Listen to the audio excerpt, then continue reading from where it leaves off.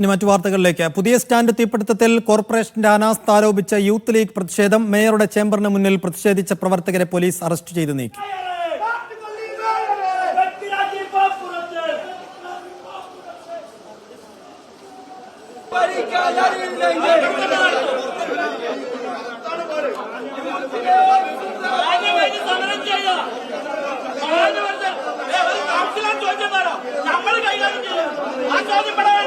നന്ദഗോപാൽ വിശദാംശങ്ങൾ നൽകും. നന്ദു, എങ്ങനെയായിരുന്നു യൂത്ത് ലീഗിന്റെ പ്രതിഷേധം? ഇപ്പോഴും തുടരുകയാണോ?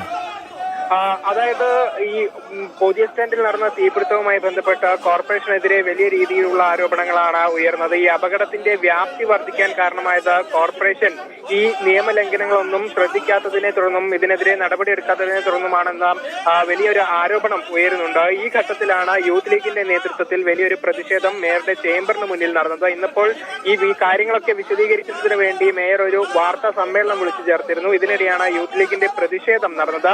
അല്പസമയം മേയറുടെ ചേംബറിന് മുന്നിൽ ഇവർ പ്രതിഷേധവും തുടർന്നു. പക്ഷേ പോലീസ് എത്തി ഈ പ്രവർത്തകരെ ഇവിടെ നിന്നും ബലമായി കൊണ്ടുപോകുകയായിരുന്നു. പിന്നീട് ഇവരെ അറസ്റ്റ് ചെയ്ത് വിട്ടയച്ചു എന്നുള്ളതാണ് അറിയുന്നത്.